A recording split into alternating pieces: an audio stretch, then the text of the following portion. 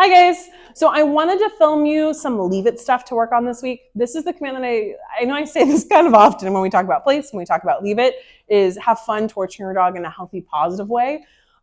Leave it is about impulse control. It is truly don't look at it, don't touch it, don't even think about it. So I've sent you a couple pictures of Alfred working on place and leave it. How I want you to practice this at home, and there's a couple ways that you can do it. But first and foremost, Alfred, good boy. Come here. Can you see it?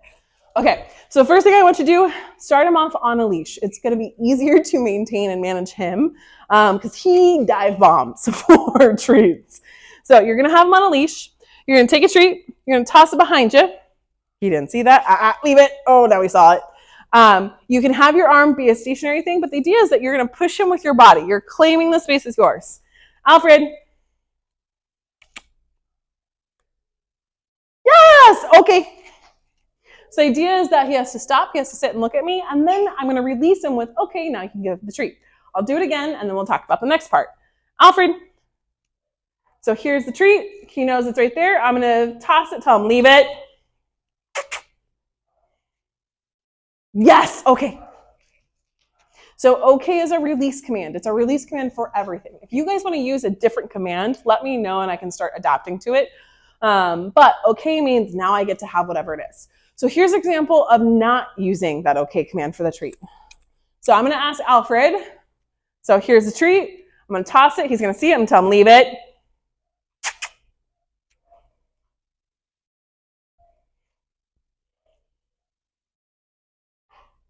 That was a big sigh, my friend. Hey, Alfred. Yes, good boy. So I'm going to grab a treat and I'm going to walk him away from the thing. Let's go. Yes. So he went for it, but I didn't give him leave it. I did not give him the release command of O and K. Hopefully that's distance enough for him. You can walk around that treat, leave it. Yes, good boy. And every time he checks in with you, Alfred, yes, good boy. But every time he looks at it, every time he's going to think about going to it, it's going to be a leave it. Leave it. Alfred. Yes, good boy. Can we do a circle around it? Leave it. Yes. Yes, good boy. Leave it. Yes, good boy. So you can have this on your coffee table. You can have a chair. You can have just one massive treat sitting in the middle of the floor.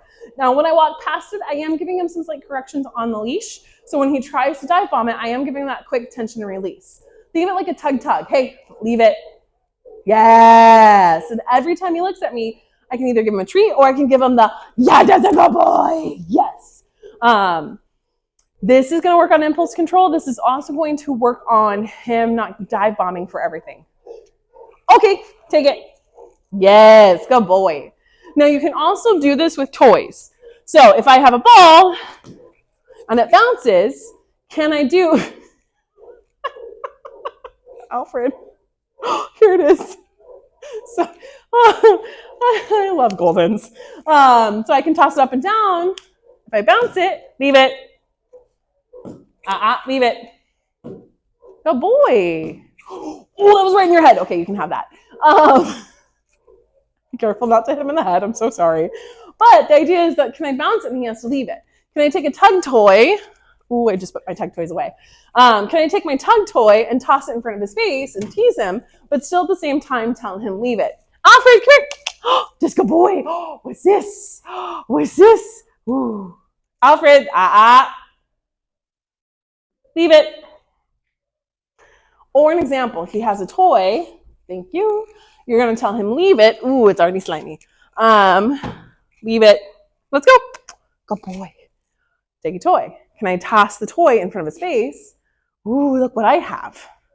And he's like, ooh, I want that. Ooh, I want that. Nope, leave it. Let's keep going. Oh, get it. Get it, buddy. Yeah, get it. Get it. Oh, get it. And you can also do this mid-play too. So you get him wild, you get him with that tug. It's kind of like that play disengagement we talked about in the very first time we started training. So can I get him crazy? Yeah, that's good boy. That's good boy. And then I'm going to say, Alfred, leave it. Yes. Excuse you. Leave it. Yes, good boy. Okay. It's about impulse. Oh, sweet boy. Can I tell him leave it? And then, okay, now you can have it. This is a play command. This is a command to have fun and be ridiculous with it. He's like, this is my toy now. But what I want you guys to work on is this practical of just leave it. You can put toys in front of him. You can put treats in front of him. You're cutting up dinner. Whoops, I dropped a couple carrots. Leave it. And then, okay, now you can have it. Also, after this, I'll send you a video of us working place and leave it at the same time. You'll see me tossing treats, stepping in front of him. You have to stay there. Now, with that, you're going to use your body to push him onto place. So that way he knows, this is a boundary I have to stay onto. Let me know if you guys have any questions. We did some walking with his prong collar. I did adjust it so it is the right size. As he gets older, I would recommend a 3-point. Excuse you. I recommend a 3-point prong collar. The 2-point is pretty intense for the size of dog he is. For a puppy, not a bad thing. So just so you can see, so this is a 2.25. This is what you guys have. This is a 3-point. You're going to see, maybe you can see the difference. This one's just slightly thicker. It's less intense as he gets older. I say once we hit that 8-month, 10-month mark, I'll probably have you guys go up in size just so it's not so intense on him. And when I say intense, it's more contact or less contact points. Think of like 3 fingers, like a 3-finger hold versus a 5-finger hold. It's a weird analogy, but it makes sense.